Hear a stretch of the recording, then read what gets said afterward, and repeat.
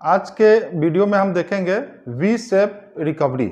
अभी रिसेंटली जब बजट प्रस्तुत किया गया है इंडिया का, तो उसके कुछ दिन पहले न्यूज़पेपर्स में वी शेप रिकवरी के बारे में बहुत ज़्यादा आर्टिकल्स आए हैं और बजट प्रस्तुत होने के बाद भी वी शेप के ऊपर बहुत ज़्यादा डिस्कशन हो रहा है। कुछ लोग इंडिया की इकोनॉमी को कह रहे हैं कि वी शेप में रिकवरी हो रही है और कुछ जो दूसरा पक्ष है, जो दूसरे इकोनॉमिस्ट हैं, उनका कहना है कि इंडियन इकोनॉमी का जो ग्रो है वो के शेप में हो रहा है।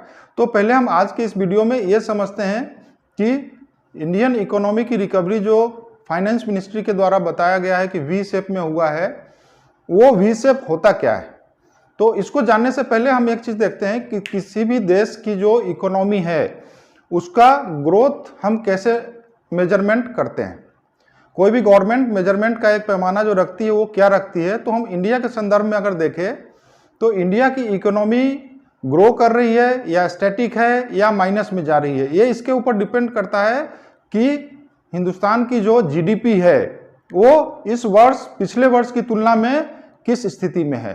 यदि लास्ट ईयर जो जीडीपी था, अब जीडीपी आप समझेंगे कि क्या है, तो जीडीपी ग्रॉस डोमेस्टिक प्रोडक्ट, जो उसका शॉर्ट में डिफिनेशन अगर हम देखें तो total value of goods and service produced in a year.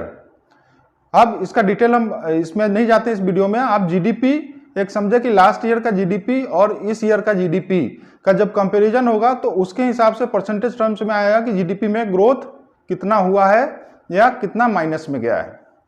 GDP के बारे में एक चीज और भी है कि हमारे जो देश के प्राइम मिनिस्टर है उनका लक्ष्य है कि जो 5 ट्रिलियन का इकोनॉमी होना चाहिए इंडिया का, तो वो इसी से संदर्भ रखता है कि जीडीपी हिंदुस्तान का 5 ट्रिलियन हो। फिलहाल में लगभग 3 ट्रिलियन के लगभग में हिंदुस्तान का जीडीपी टोटल है। तो जीडीपी लास्ट ईयर से इस ईयर में जो बढ़ता है उसके हिसाब से हम इकोनॉमी का मेजरमेंट करते हैं कि ये पॉजिटिव है या निगेटिव है। अब वी शेप क्या होता है कि ये जब हम ग्राफ के रूप में देखते हैं तो जो शेप बनता है उसके ऊपर डिफाइन होता है कि इकोनॉमी का ग्रो किस शेप में हो रहा है। और वी शेप का सबसे पहले हम देखते हैं कि आज के वीडियो का जो हमारा टॉपिक है वो वी है। आप सपोज कीजिए कि ये एक हम ग्राफ बना रहे हैं, ठीक है। इधर हम लेते हैं time period,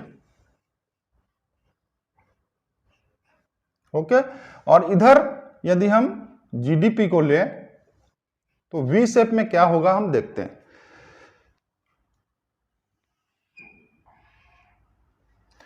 V shape growth का मतलब ये है कि ये समय है कि पिछले फाइनेंशियल ईयर से हम चलें तो इस तरफ टाइम एक्सीड कर रहा है, धीरे धीरे बढ़ रहा है और टाइम के साथ में जीडीपी भी बढ़ेगी, उसका जो अमाउंट है वो इंक्रीजिंग ऑर्डर में जाएगा या अगर रिसेशन आ गया तो डिक्रीजिंग में जाएगा। तो वी शेप में क्या होता है, ऐसा शेप बनता है ये। अब वी शेप में क्या हुआ कि ये टाइम धीरे धीरे आगे जा रहा है। अब यहां पे इंडियन इकोनॉमी का जीडीपी कुछ भी फिगर होगा, 3 ट्रिलियन मान लीजिए, 4 ट्रिलियन मान लीजिए, जो भी हो, वो एक्चुअल के ऊपर नहीं जाते हैं। ये जब टाइम इधर से आगे बढ़ रहा है तो क्या हुआ, ये डाउन होना चालू हुआ।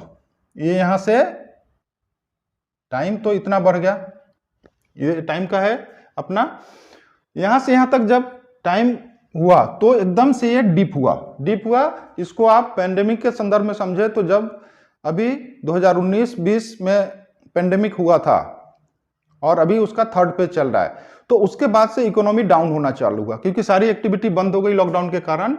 तो ये उस टाइम का हम ये मान सकते हैं कि एकदम से सडन डिप आया। अब वी शेप में क्या होगा कि जैसे ही ये डिप हुआ, इतने टाइम में सडनली डिप हुआ, अब जब पेंडेमिक का असर कम हो रहा है तो धीरे धीरे सारे मार्केट्स ओपन हो रहे हैं, इकोनॉमिक एक्टिविटी बढ़ रही है, तो ग्रो होने का जो स्पीड है, जो जीडीपी है, वो भी बहुत तेज गति से सारे सेक्टर्स रिकवर कर रहे हैं। तो यहां पे इतने टाइम में नीचे डाउन हुआ और इसी के कंपैरिजन में थोड़ा सा और टाइम लगा, लगभग यही है या थोड़ा बहुत डिफरेंस हो सकता है। उतने कम टाइम में बिल्कुल से ये इकोनॉमिक एक्टिविटी बढ़ गई, जितने तेज गति से डाउन हुआ उसी तेज गति से बढ़ा है। तो ये जो एक ग्राफ के रूप में बनता है वो वी शेप में बनता है, इसलिए ये कहते हैं कि ये वी शेप में इंडियन इकोनॉमी ग्रो कर रहा है। फाइनेंस मिनिस्ट्री के हिसाब से इंडिया की इकोनॉमी अब वी शेप के उसमें रिकवरी हुई है। That means that is the positive sign for Indian economy कि जो भी डाउनफॉल होना था हो गया, अब स्पीड से हम आगे की तरफ बढ़ रहे हैं।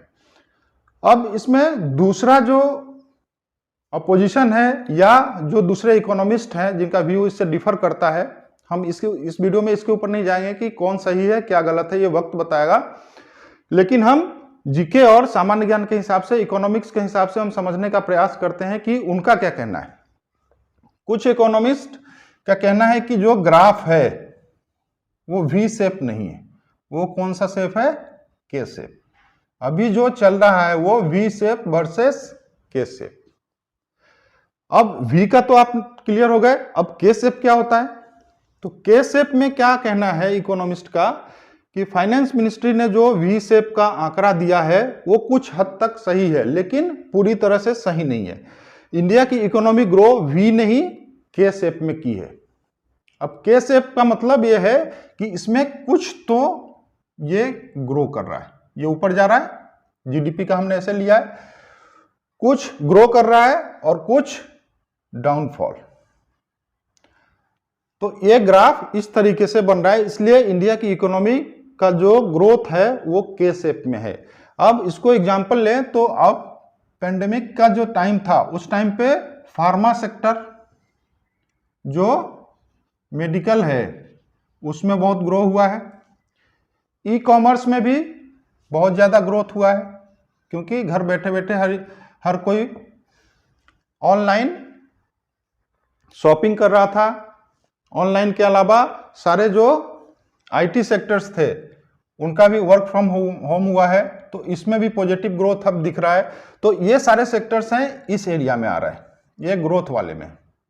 लेकिन अभी भी कुछ ऐसे सेक्टर्स हैं जिनमें की ग्रोथ नहीं हुआ है, जो डाउन हुए थे वो अभी उसी पोजीशन में है। और वो कौन सा सेक्टर है, एक टूरिज्म है, टूरिज्म सबसे ज्यादा प्रभावित हुआ है, होटल इंडस्ट्री है, एजुकेशन भी है, जिसमें भी डाउनफॉल अभी है, क्योंकि ऑनलाइन क्लासेस ही हुई है, ऑफलाइन ना के बराबर पिछले 2-3 साल में क्लासेस लगी है। तो ये सारे सेक्टर्स जो है ये डाउन की तरफ है। तो ऐसा नहीं है कि सारे सेक्टर्स जैसा कि वी शेप में अप बताया गया है वैसा अभी एक्चुअल में पोजीशन है। और ये व्यू है डिफरेंट इकोनॉमिस्ट के कि कुछ सेक्टर पार्शियली इंक्रीजिंग ऑर्डर में है, कुछ डिक्रीजिंग ऑर्डर में है, इसलिए इंडिया की ग्रोथ के शेप में हो रही। तो ये तो अभी करंट अफेयर्स के हिसाब से दोनों का हमने वो किया, लेकिन शॉर्ट में हम लास्ट में थोड़े से ये भी देख लेते हैं कि इसके अलावा भी क्या शेप होता है। एक एल शेप होता है।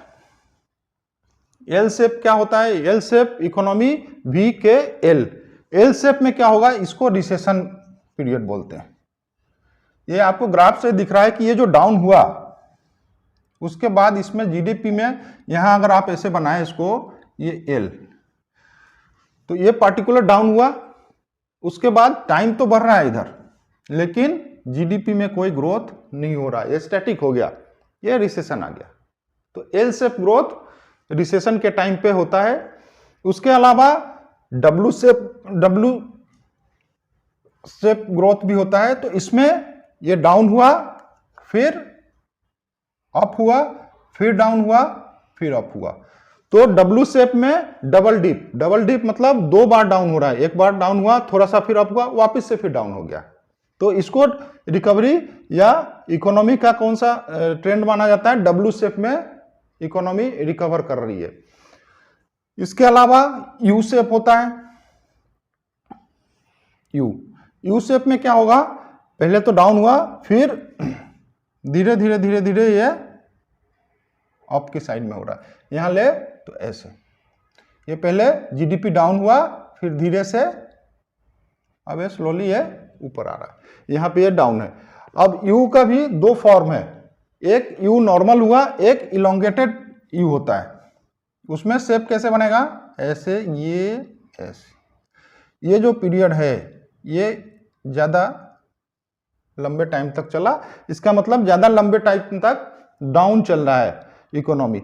तो ये इलोंगेटेड इकोनॉमी रिकवरी के रूप में जाना जाता है जब यू शेप की बात होती है। तो इसके अलावा एक जेड शेप भी होता है। जेड शेप रिकवरी जो होती है वो बेस्ट मानी जाती है। वी भी बेस्ट में है और जेड उससे भी बेहतर है। जब जेड शेप में रिकवरी होती है तो बहुत ज़्यादा फास्ट इकोनॉमी रिकवर करती है। तो आज के वीडियो में हमने ये देखा कि डिफरेंट टाइप्स ऑफ जो रिकवरी के ऑप्शन है इकोनॉमी के, खास करके इंडियन इकोनॉमी के संदर्भ में, वो क्या है और उसके मायने क्या रखते हैं। हमारा फोकस अभी वर्तमान के परिदृश्य के हिसाब से वी शेप और के शेप के ऊपर था, क्योंकि बजट के बाद इसके ऊपर बहुत ज़्यादा चर्चा हो रही है। तो हमने एक प्रयास किया है कि वी शेप और के शेप रिकवरी इकोनॉमी की जो हो रही है, जिसके डिबेट्स हो रहे हैं सारे न्यूज चैनल्स और मीडिया में, तो वो क्या होता है। उम्मीद करते हैं कि आप इकोनॉमी से संबंधित जो हमने प्रयास किया वी और के शेप और उसके अलावा भी L shape, W shape, Z shape recovery, वो आप बेहतर तरीके से समझ पाए होंगे। मिलते हैं नेक्स्ट वीडियो में। और हाँ, यदि आपको ये वीडियो पसंद आया हो तो सब्सक्राइब करना बिल्कुल भी ना भूले और अपने साथियों के साथ भी शेयर करें। Okay, thank you.